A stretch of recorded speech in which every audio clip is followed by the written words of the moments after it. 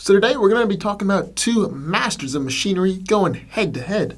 I'll talk about Iron Man versus Cyborg. Who wins? Well, let's find out.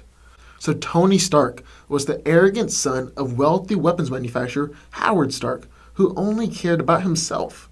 This all changed when he had a change of heart after he was kidnapped by terrorists and gravely injured. Stark was pressured to create a weapon of mass destruction, but instead, he created a suit of power armor to escape.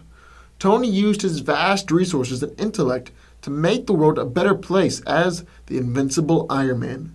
His superhero identity led him to become a founding member of the Avengers. Stark recently had to inject himself with the extremist techno-organic virus in order to save his life, and the effects are now that the inner layers of the Iron Man suit can be stored in the hollows of his bones, and he can control this through direct brain impulses.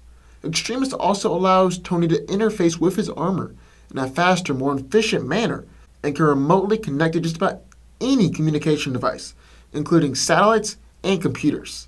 Iron Man is constantly changing and upgrading armors, but as a whole, he has super strength built into the armor and can lift over 100 tons. The armor is also very durable and capable of withstanding tremendous amounts of punishment. Tony can withstand high-caliber bullets, torpedoes, and attacks from characters like Hulk or Thor. The armor also enables Stark to fly at high speeds due to rocket-propelled boots that are placed on the bottom of the armor. Iron Man also has equipped the suit with numerous weapons over the years, making the suit more powerful each time. The most often used weapons are the repulsor rays, which are magnetically channeled beams of superheated plasma that are fired from Iron Man's palms or gauntlets.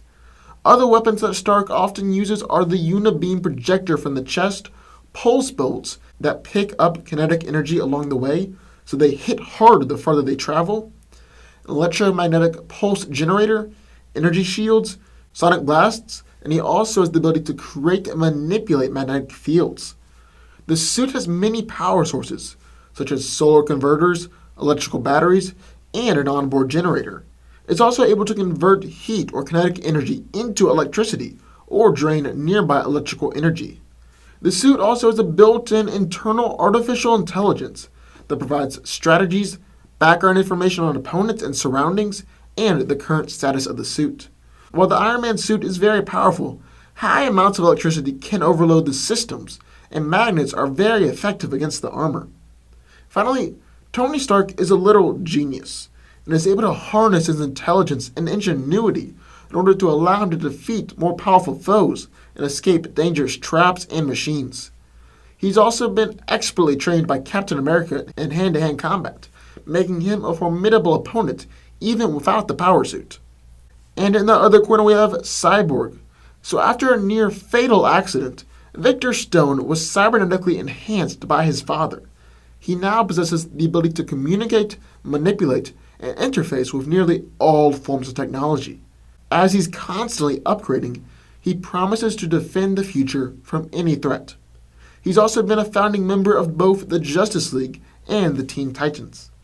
Cyborg possesses cybernetic enhancements that provide superhuman strength, endurance, and durability. He also has an infrared eye, computer generator, sound amplifier, and special programming adapters that allow him to interface with computers. He has virtually unlimited shape-changing abilities that allow him to mimic road, air, or space vehicles, and even reshape his entire body or parts of it to form complex shapes like a tank. At optimal capacity, Vic can lift about 4 tons, but if he really pushes himself, he can lift upwards of 5. He possesses some super speed, is capable of flying, and is powerful enough to jump across states. Due to his cybernetic enhancements, Victor's senses are enhanced to superhuman levels.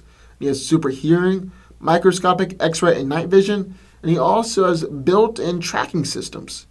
He doesn't need to eat, drink, sleep, or even breathe, and he's durable enough to withstand physical and energy attacks, and can withstand even the deepest depths of the ocean. Cyborg is connected with all of Earth's computers and satellites, including government agencies, secret organizations, and even the Bat computer. Since he's linked with Earth's computers, Victor can control any type of technology that has connection to the internet, as well as control any form of electronic communication. He doesn't just control technology, though, as he's actually able to incorporate them into himself, like his mother box.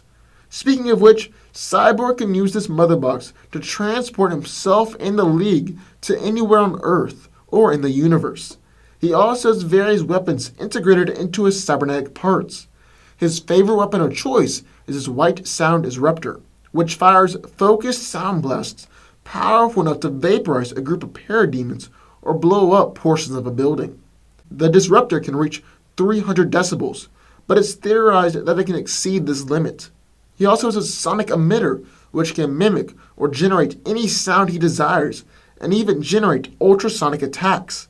Cyborg also has an ice beam, energy cannon, and a powerful EMP pulse that can incapacitate most technology within a distance of 50 meters. So who wins this fight? Well, let's break it down. Now, right off the bat, Iron Man is physically superior. The suit can lift over 100 tons and is capable of going at high speeds thanks to built-in rockets, while Cyborg is only capable of lifting 4 or 5 tons and can't go near as fast as Tony. So in a straight-up fight, that is a big advantage.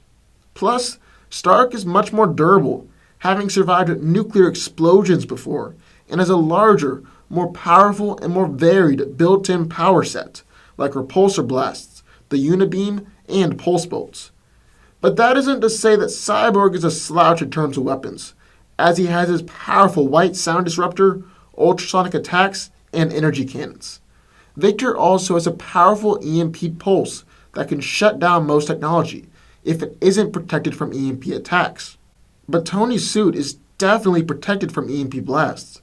He'd be incredibly stupid if he hadn't protected it, and Tony Stark is not stupid. But even if Vic's EMP pulse shuts down Iron Man, his response and recovery time to boot up his armor is incredibly quick, like 10 seconds as opposed to the average 6 minutes. And on the other hand, Tony is capable of performing EMP blasts as well.